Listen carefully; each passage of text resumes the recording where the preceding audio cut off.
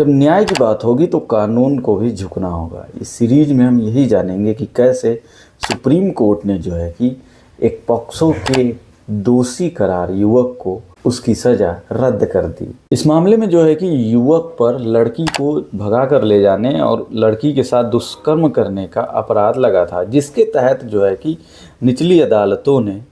BNS की धारा 366 के तहत 6 साल और पॉक्सो एक्ट धारा 6 के तहत जो है कि 10 साल की सजा दी गई थी युवक को, यानी कि टोटल मिला के लगभग में 16 साल। फिर उसके बाद में यह हुआ कि युवक ने जो है कि उसको पीड़िता बताया जा रहा था, उसके साथ शादी कर ली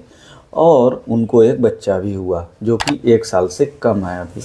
2021 में जब मद्रास हाई कोर्ट ने इनकी सजा को बरकरार रखा तो इन्होंने जो है कि सुप्रीम कोर्ट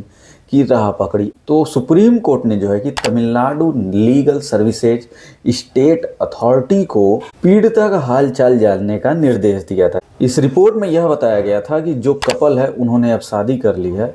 और वो लोग अपना जीवन खुशी खुशी बिता रहे हैं। पीड़िता ने यह एक एफिडेविट लगाया था कि वह अपने पति के साथ जो है कि शांति और सुखमय जीवन चाहती है और जो है कि वह उन पर निर्भर है। पीड़िता ने यह भी तर्क दिया था, हालांकि जो अब उसकी पत्नी है, अगर यह आपराधिक कार्रवाई जारी रहती है तो उनकी शादी भी टूट जाएगी, तो जिससे कि उनके सुखमय जीवन पे खतरा सा बना रहेगा। इस मामले की जो मूल शिकायतकर्ता थे वो पीड़िता के पिता थे और बेंच ने उनसे बात की और उनसे यह पूछा कि क्या यह हम आपराधिक मामला जो इस युवक पे लगा है उसको ख़त्म कर दें, तो उन्होंने इस पे कोई भी आपत्ति नहीं जताई थी। तो जस्टिस दीपांकर दत्ता और जस्टिस ऑगस्टाइन मसीह की बेंच ने जो है कि